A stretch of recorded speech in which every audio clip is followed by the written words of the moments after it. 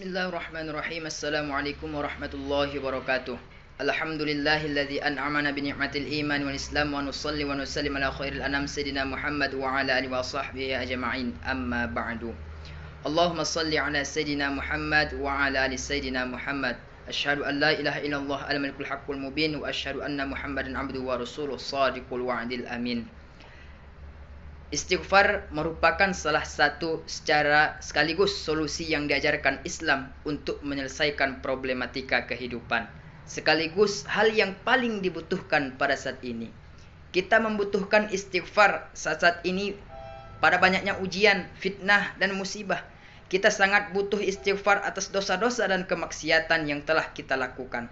Sebagaimana kita sangat butuh beristighfar di hari-hari di mana kita sangat jarang membasahi lidah kita dengan kalimat istighfar. Barang siapa yang ingin kaya, maka istighfar adalah jawabannya. Barang siapa yang inginkan hujan, maka beristighfarlah. Dan barang siapa yang ingin punya keturunan, maka istighfarlah solusinya. Potret keutamaan istighfar dapat kita jumpai dalam kisah Umar bin Khattab radhiyallahu anhu pada masa kepemimpinannya. Kaum muslimin ditimpa kekeringan dan masa paceklik, beliau keluar ke tanah lapang. Beliau hanya beristighfar dan hal itu diketahui oleh orang banyak. Mereka heran dan bertanya, "Wahai Amirul Mukminin, kenapa kami tidak melihatmu meminta hujan?" Lantas beliau menjawab, "Sungguh aku telah meminta hujan dengan kemuliaan langit yang hujannya turun." Begitu juga dengan kisah tentang keutamaan istighfar juga kita jumpai dalam kehidupan Hasan al-Basri.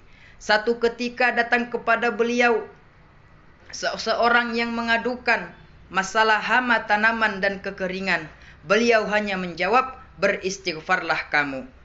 Saat orang lainnya mengadukan masalah kefakirannya, jawaban Hasan al-Basri pun tetap sama, "Beristighfarlah kamu." Kemudian datang orang ketiga mengadu kepadanya tentang anaknya yang sedikit. Jawaban beliau tetap, "Beristighfarlah kamu." Orang-orang yang mengetahui dan jawaban Hasan al-Basri terheran-heran. Lantas bertanya kepadanya, "Kenapa jawabanmu untuk solusi semua masalah hanyalah istighfar?" Beliau menjawab, "Itu bukan jawaban dan solusi dariku. Aku hanya menjawab sesuai firman Rabbku, yaitu dalam surah Nuh ayat 10-12. Faqultu astaghfiru rabbakum innahu kana ghaffara yursilis sama 'alaikum midrara wa yumdidukum bi amwali wa banin wa ja'al lakum jannati wa ja'al lakum anhara." Artinya ialah, maka kau berkata kepada mereka, "Mohonlah ampunlah kepada Tuhanmu. Sungguh Dia Maha Pengampun. Niscaya Dia akan menurunkan hujan yang lebat dari langit kepadamu." Dan Dia bertanya, Dia memperbanyak harta dan anak-anakmu, dan mengadakan kebun-kebun untukmu, dan mengadakan sungai-sungai untukmu. Maka agar istighfar kita berfaedah, ibarat doa yang mustajab, maka ia harus dipenuhi syarat-syarat yang telah ditentukan dalam syariat Islam. Yang pertama yaitu takwa dan bebas dari syirik kekufuran. Istighfar kita berbalut dengan takwa dan bebas syirik dan kekufuran, sebagaimana yang Allah firmankan, "Innama yataqabbalullahu minal muttaqin."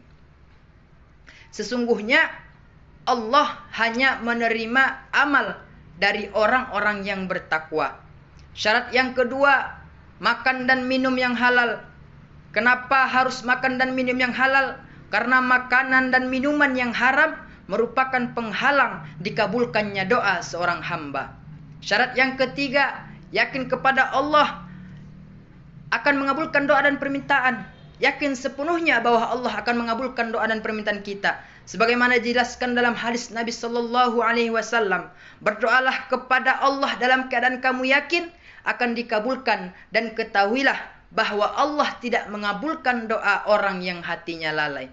Syarat yang keempat, tidak berlebih-lebihan dalam berdoa.